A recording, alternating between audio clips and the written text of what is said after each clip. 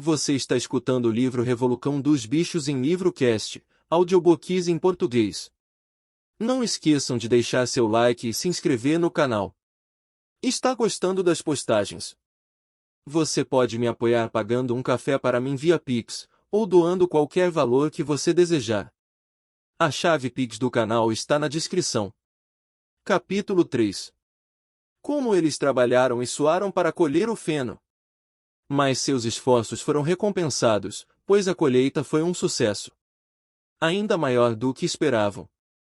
Às vezes o trabalho era árduo, os instrumentos tinham sido projetados para seres humanos, não para animais, e era um grande inconveniente que nenhum deles fosse capaz de usar qualquer ferramenta que envolvesse ficar de pé em suas patas traseiras.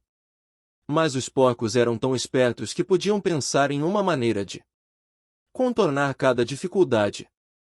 Já os cavalos conheciam cada centímetro do campo, e de fato, entendiam muito mais de ceifar e arar do que Jones e seus homens. Os porcos não chegaram a trabalhar, mas gerenciavam e supervisionavam os outros. Com sua sabedoria superior, era natural que eles assumissem a liderança. Golias e Esperança se arreavam sozinhos no cortador ou no arado, não precisavam de freios ou rédeas nestes dias, é claro, e davam-a volta completa ao redor do campo, com um porco seguindo gritando arre, camarada, ou opa, camarada, dependendo do caso. E todos os animais, até os mais modestos, trabalhavam para virar o feno e recolhê-lo. Até mesmo os patos e galinhas trabalhavam o dia todo debaixo do sol, carregando pequenos pedaços de feno em seus bicos. No final, eles terminaram a colheita 2 dias antes do que Jones e seus homens normalmente fariam. Além disso, foi a maior colheita que a fazenda já havia visto. Não houve nenhum desperdício, as galinhas e os patos com seus olhos afiados haviam recolhido até o último talo. E nenhum animal da fazenda roubou uma bocada que fosse. Durante todo aquele verão, o trabalho da fazenda funcionou como a engrenagem de um relógio. Os animais nunca imaginaram que seriam tão felizes. Cada bocada de comida era um enorme prazer. Agora que o alimento era deles de verdade, produzido por eles para eles mesmos, e não para um mestre rancoroso. Com o desaparecimento dos seres humanos parasitas e inúteis, havia mais para comer. Eles também descansavam mais, apesar da inexperiência.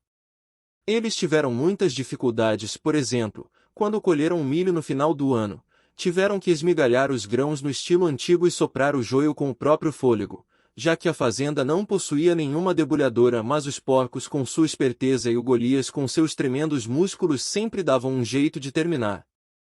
Todos admiravam Golias. Ele já trabalhava duro na época do Jones, mas agora parecia ter se desdobrado em 3. Havia dias em que todo o trabalho da fazenda parecia ser feito por ele. Ele empurrava e puxava, sempre no lugar onde o trabalho era mais difícil, do começo da manhã até o fim da noite. Tinha até feito um acordo com um dos galos para acordá-lo meia hora antes dos outros de manhã, para trabalhar voluntariamente em algo que lhe parecia necessário antes do começo da jornada normal de trabalho. Sua resposta para cada problema ou contratempo era "vou trabalhar mais", o que tinha adotado como lema pessoal. Mas todos trabalhavam de acordo com sua capacidade. As galinhas e os patos, por exemplo, economizaram 5 alqueires de milho na colheita, recolhendo os grãos que se perderam pelo caminho. Ninguém roubou, ninguém resmungou por causa da quantidade de ração e as brigas, mordidas e ciúmes tão frequentes nos velhos tempos quase desapareceram. Ninguém se esquivou ou quase ninguém. Molly, era verdade, não gostava de acordar muito cedo, e dava um jeito de escapar do trabalho tão logo uma pedra ficasse presa em seu casco. E o comportamento da gata era um tanto peculiar. Logo se percebeu que quando havia trabalho a ser feito ninguém conseguia encontrá-la. Ela desaparecia por horas a fio e depois reaparecia na hora das refeições, ou à noite, depois que o trabalho tivesse terminado, como se nada tivesse acontecido. Mas ela sempre dava desculpas tão boas, e miava tão carinhosamente, que era impossível não acreditar em suas boas intenções. O velho Benjamin, o burro, parecia bastante inalterado desde a Revolução. Ele fazia seu trabalho da mesma forma lenta e obstinada como sempre havia feito no tempo de Jones, nunca se esquivando do trabalho, mas também nunca se voluntariando para qualquer coisa extra. Ele também não expressava nenhuma opinião sobre a revolução e seus resultados. Quando lhe perguntavam se ele não estava mais feliz agora que Jones tinha partido, ele dizia apenas: "Os burros vivem muito tempo. Nenhum de vocês jamais viu um burro morto", e os outros tinham que se contentar com esta resposta enigmática. Aos domingos, não havia trabalho. O café da manhã era uma hora mais tarde que o habitual, e depois da refeição havia uma cerimônia que era respeitada todas as semanas sem falta. Ela começava com o hasteamento da bandeira. Bola de Neve tinha encontrado na sala de arreio uma velha toalha verde de mesa da Sra. Jones e tinha pintado nela um casco e um chifre brancos. Era hasteada no mastro da fazenda todos os domingos de manhã. A bandeira era verde, explicou Bola de Neve, para representar os campos verdes da Inglaterra, enquanto o casco e o chifre significavam a futura República dos Animais, que surgiria quando a raça humana tivesse sido finalmente deposta. Após o hasteamento da bandeira, todos os animais entravam no grande celeiro para uma assembleia geral que ficou conhecida como reunião. Aqui o trabalho da semana seguinte era planejado e as resoluções eram apresentadas e debatidas. As resoluções sempre eram apresentadas pelos porcos. Os outros animais davam conta de votar, mas nunca conseguiam pensar em alguma resolução por conta própria. Bola de Neve e Napoleão eram, de longe, os mais ativos nos debates. Mas notava-se que os dois nunca estavam de acordo, qualquer que fosse a sugestão de um deles, o outro com certeza se oporia a ela. Mesmo quando resolveram separar o cercado atrás do pomar comum, lá de descanso para animais que já tinham passado da fase de trabalhar, medida a qual ninguém se opunha, houve um debate conturbado sobre a idade correta de aposentadoria para cada classe de animais. A reunião sempre terminava com o canto de animais da Inglaterra, e a tarde era dedicada ao lazer. Os porcos tinham reservado a sala de arreios para si próprios como sede. Era ali que, à noite, estudavam ferraria, carpintaria e outros ofícios necessários em livros que haviam trazido da casa de Jones. Bola de Neve também se ocupava em organizar os outros no que ele chamava de comitês de animais. Ele não se cansava. Ele formou o Comitê de Produção de Ovos para as Galinhas, a Liga dos Rabos Limpos para as Vacas, o Comitê de Reintegração dos Camaradas Selvagens, com o objetivo de domesticar os ratos e coelhos, o Movimento da Lã Branca para as Ovelhas, e vários outros, além de instituir aulas de leitura e escrita. De modo geral, estes projetos foram um fracasso. A tentativa de domar as criaturas selvagens, por exemplo, deu por água abaixo quase que imediatamente. Eles continuaram se comportando como antes e, quando tratados com generosidade, simplesmente tiraram proveito disso. A gata entrou para o comitê de reintegração e foi muito ativa nele durante alguns dias. Ela foi vista um dia sentada em um telhado falando com alguns pardais que estavam fora de seu alcance. Ela estava lhes dizendo que agora todos os animais eram camaradas e que qualquer pardal que quisesse poderia vir e se empoleirar em sua pata, mas os pardais mantiveram uma certa distância. As aulas de leitura e escrita, no entanto, foram um grande sucesso. No outono, quase todos os animais da fazenda já estavam alfabetizados em algum nível. Quanto aos porcos, eles já sabiam ler e escrever perfeitamente. Os cães aprenderam a ler bastante bem, mas não estavam interessados em ler nada além dos 7 mandamentos. Muriel, a cabra, sabia ler um pouco melhor que os cães, e às vezes lia pedaços de jornal que ela encontrava no monte de lixo para os outros à noite. Benjamin sabia ler tão bem quanto qualquer porco, mas nunca exerceu sua faculdade. Até onde ele sabia, disse ele, não havia nada que valesse a pena ser lido. Esperança aprendeu o alfabeto inteiro, mas não conseguia juntar as palavras. Golias não podia ir além da letra D. Ele desenhava B, C, D na poeira com seu grande casco, e depois ficava olhando as letras com as orelhas para trás, balançando seu topete, tentando lembrar o que vinha a seguir com todas as suas forças sem sucesso. Em várias ocasiões, de fato, ele conseguiu aprender I, F, G, H, mas só para descobrir que tinha esquecido a B, C e D. Finalmente ele decidiu ficar satisfeito com as primeiras 4 letras, e as escrevia 1 ou 2 vezes por dia para refrescar sua memória. Molly se recusou a aprender qualquer uma, exceto pelas letras do seu próprio nome. Ela conseguia escrever seu nome muito bem no chão com pedaços de galho, e depois decorava com uma flor ou 2 e andava ao redor admirando sua obra. Nenhum outro animal da fazenda conseguiu passar da letra A. Também descobriram que os animais mais estúpidos, como as ovelhas, as galinhas e os patos, eram incapazes de decorar os 7 mandamentos.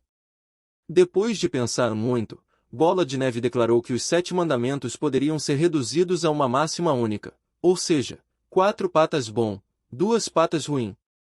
Essa frase, disse ele, continha o princípio essencial do animalismo. Quem o tivesse compreendido a fundo, estaria a salvo das influências humanas. As aves a princípio se opuseram, já que lhes parecia que também tinham 2 patas, mas Bola de Neve lhes provou que não era bem assim. A asa de uma ave, camaradas, disse ele, é um órgão de propulsão, não de manipulação. Portanto, deve ser considerada como uma perna. A marca distintiva do homem é a mão, o instrumento com o qual ele perpetua toda a sua maldade. As aves não entenderam as longas palavras de Bola de Neve, mas aceitaram sua explicação, e todos os animais mais modestos se puseram a trabalhar para decorar a nova máxima. 4 patas bom, 2 patas ruim, estava inscrita na parede final do celeiro, acima dos 7 mandamentos em letras maiores. Depois que conseguiram decorar, as ovelhas desenvolveram uma grande simpatia por esta máxima e muitas vezes, quando estavam no campo, todas começavam a balir 4 patas bom, 2 patas ruim. 4 patas bom, 2 patas ruim, e continuavam por horas a fio, sem nunca se cansar dela. Napoleão não se interessou pelos comitês do Bola de Neve. Ele disse que a educação dos jovens era mais importante do que qualquer coisa que pudesse ser feita por aqueles que já eram adultos. Aconteceu que tanto Mimi quanto Lulu tinham parido logo após a colheita de feno, dando à luz 9 filhotes robustos de cachorro. Assim que foram desmamados, Napoleão os tirou de suas mães, dizendo que ele se tornaria responsável pela educação deles. Ele os levou para um pombal que só podia ser alcançado por uma escada na sala de arreio, e lá os manteve em tal reclusão que o resto da fazenda logo se esqueceu de sua existência. O mistério de para onde ia o leite foi logo esclarecido. Ele era misturado todos os dias no purê dos porcos. As primeiras maçãs estavam agora amadurecendo, e a grama do pomar estava repleta de frutos. Os animais imaginaram, naturalmente, que elas seriam distribuídas igualmente. Um dia, no entanto, foi ordenado que todos os animais coletassem as maçãs e as levassem para a sala de arreios para consumo dos porcos. Alguns animais murmuraram, mas isso não serviu para nada. Todos os porcos estavam de comum acordo, até mesmo Bola de Neve e Napoleão.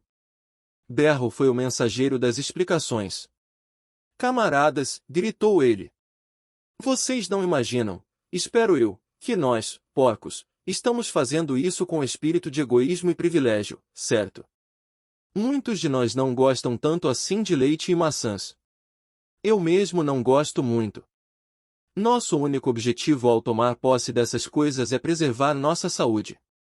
O leite e as maçãs, isto foi provado pela ciência, camaradas, contém substâncias absolutamente necessárias para o bem-estar de um porco.